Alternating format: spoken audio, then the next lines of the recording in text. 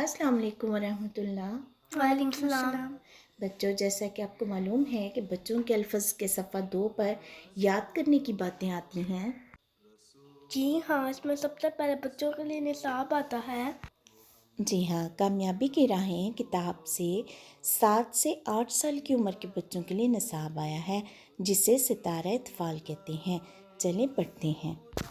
اللہ تعالیٰ کے متعلق آیات قرآنی یاد کریں۔ جی تو پہلی ہے اعوذ باللہ من الشیطان الرجیم، بسم اللہ الرحمن الرحیم، الحمد للہ رب العالمین، الرحمن الرحیم، مالک یوم الدین۔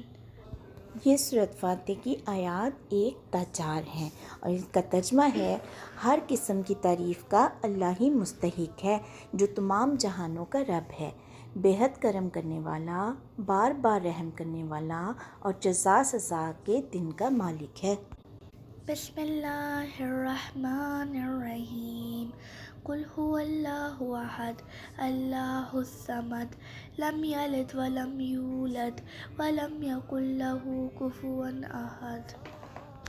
یہ سورہ اخلاص کی آیات ہیں جن کا ترجمہ ہے: تو کہہ دے کہ وہ اللہ ایک ہی ہے، اللہ بے احتیاج ہے، نہ اس نے کسی کو جنا ہے اور نہ وہ جنا گیا، اور اس کا کبھی کوئی ہمسر نہیں ہوا اور نہ ہی ہوگا۔ اللہ بے احتیاج ہے، اس کا مطلب ہے کہ اللہ تعالیٰ بے نیاز ہے، اسے کسی کی کوئی ضرورت نہیں ہے، ٹھیک ہے۔ نہ اس نے کسی کو جنا ہے، یعنی نہ وہ کسی کا باپ ہے، اور نہ وہ جنا گیا، یعنی نہ وہ کسی کا بیٹا ہے، اور نہ ہی اس کا کوئی ہمسر ہے، یعنی اس کے برابر اس کے مقابلے پہ اور کوئی نہ ہے اور نہ ہی کبھی ہوگا، ٹھیک ہے۔ اللہ لا الہ الا ہو الحی القیوم۔ یہ سورہ بقرہ کی آیت نمبر 256 کا ایک حصہ ہے۔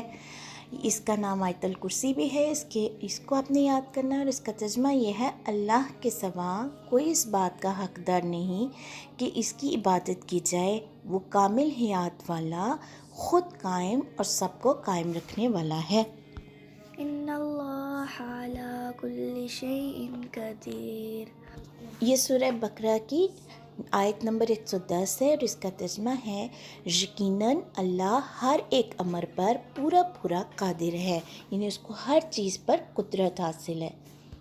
هو اللہ الخالق البارئ المصور له الاسماء الحسنى۔ یہ سورہ حشر کی آیت نمبر 25 ہے۔ اللہ ہر ایک چیز کا پیدا کرنے والا اور ہر چیز کا موجد بھی ہے، اور ہر چیز کو اس کی مناسب حال صورت دینے والا ہے، اس کی بہت سی اچھی صفات ہیں۔ اس کے بعد کیا آتا ہے سمر؟ روزمرہ کی دعائیں یاد کریں۔ جی، جیسا کہ سب کو معلوم ہے کہ بچوں کا الفظ چھوٹی چھوٹی دعائیں بھی یاد کرواتا ہے۔ یہ دعائیں جن بچوں کو نہیں یاد تو وہ ایک ایک کر کے الفضل کے ساتھ یاد کر سکتے ہیں۔ جی بالکل، وہ ہمارے ساتھ یاد کر لیں۔ چلیں دیکھتے ہیں آج کون سی دعا ہے۔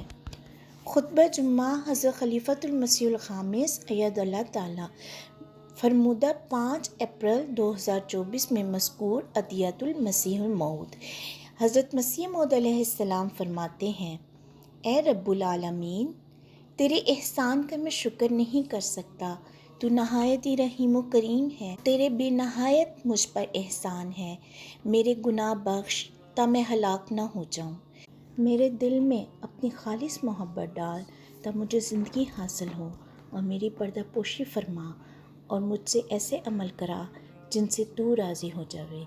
میں تیری وجہ کریم کے ساتھ اس بات سے پناہ مانگتا ہوں کہ تیرا غضب مجھ پر وارد ہو، رحم فرما اور دنیا اور آخرت کی بلاؤں سے مجھے بچا، کہ ہر ایک فضل و کرم تیرے ہی ہاتھ میں ہے، آمین۔ تو یہ تو تھی آج کی ہماری دعا۔ اس کے بعد ایک چھوٹی سی حدیث آتی ہے نا؟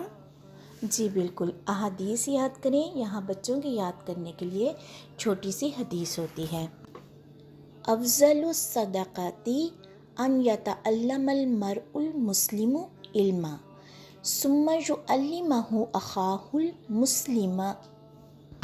اس کا ترجمہ ہے: سب سے بہتر اور افضل صدقہ یہ ہے کہ کوئی مسلمان علم دین سیکھے پھر اسے اپنے مسلمان بھائی کو سکھائے. کہ سب سے بہترین صدقہ یہ ہے کہ وہ ہم کچھ سیکھیں اور پھر کسی اور کو بھی سکھائیں. جی، دین کے بارے میں ہم کوئی چیز سیکھتے ہیں اور پھر آگے ہم اس کو سکھاتے ہیں تو یہ بہترین صدقہ ہے. اس کے بعد ہے قصیدہ یاد کریں. آج ہم نے 8واں شعر یاد کرنا ہے. یا بدرنا یا آیت الرحمانی احد الحدات واشجع الشجعانی.